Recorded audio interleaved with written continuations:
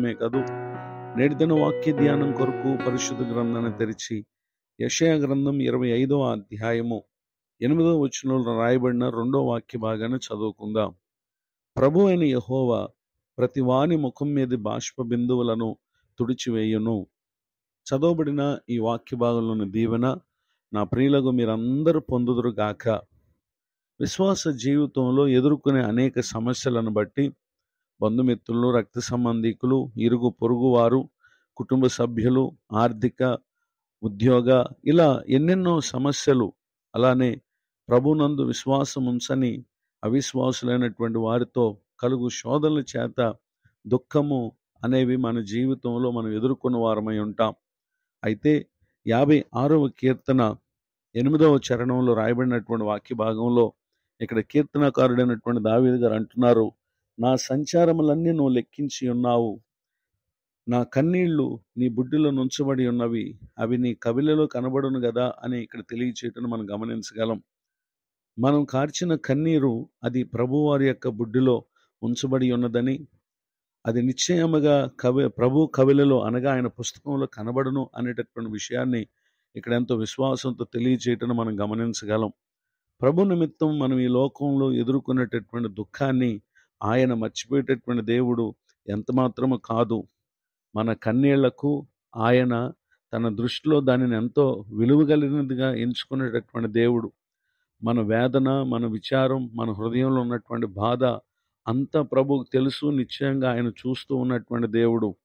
నిశ్చయముగా మన కన్నీళ్లను చూచినటువంటి దేవుడు ఆయన మనల్ని పట్టించుకునేటటువంటి దేవుడిగా కూడా ఉన్నారు అనేటటువంటి విషయాన్ని దేవుని యొక్క వాక్యం మనకు తెలియజేస్తూ ఉంది.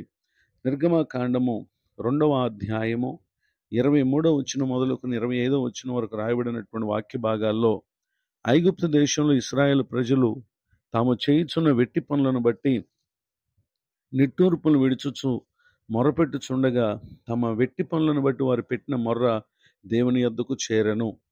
చదవబడినటువంటి ఈ వాక్య భాగంలో వారు కార్చినటువంటి కన్నీటిని ప్రభువారు చూచారు. చూచినటువంటి దేవుడు వారి యందు ఆయన లక్ష్యముంచి వారి ముఖం మీద బాష్ప బిందువులను తుడిచివేయట కొరకై 3వ అధ్యాయం మొదలుకొని రాయబడినటువంటి వాక్య భాగాల్లో మోషేను దేవుడు వారి కొరకు పంపించటను మనం అక్కడ గమనించగలం.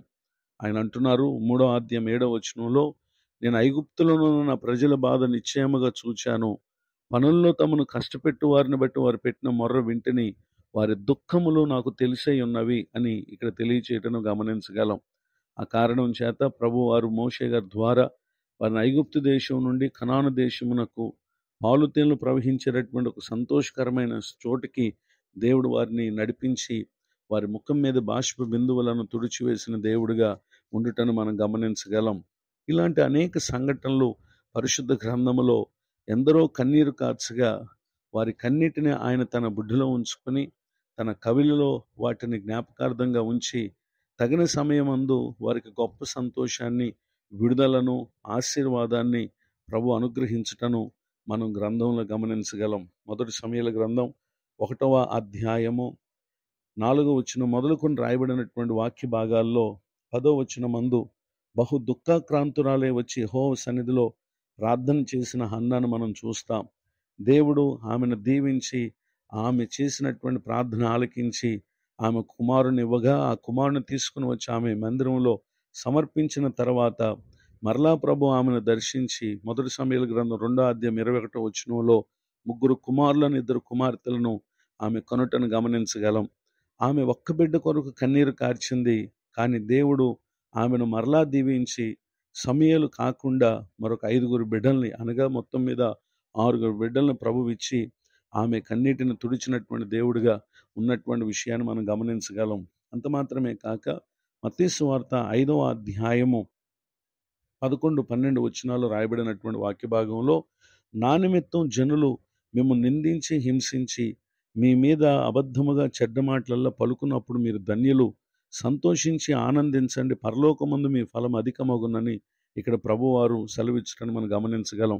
ప్రభు నిమిత్తమైనటువంటి శ్రమలు మన జీవితాల్లో ఎదురవుతూ ఉంటాయి. కానీ ఒక దినాన ఆయన మనకు వాగ్దానం చేసిన రీతిగా ప్రకటన గ్రంథం 7వ అధ్యాయం 17వ వచనం చెప్పబడినట్లుగా ఆయన వారి కన్నుల నుండి ప్రతి బాష్ప బిందువులను తుడిచివేస్తాడు.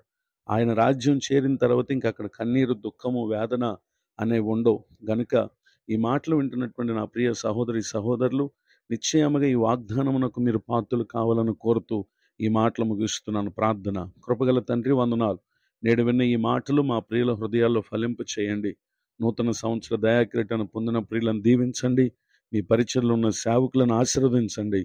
కృంగిన వారిని లేవనెత్తండి. నేటి దిన దీవెనలు సమస్త విషయాలు అనుగ్రహించి మేలు చేయమని యేసుక్రీస్తు నామములో ప్రార్థిస్తున్నాను తండ్రి.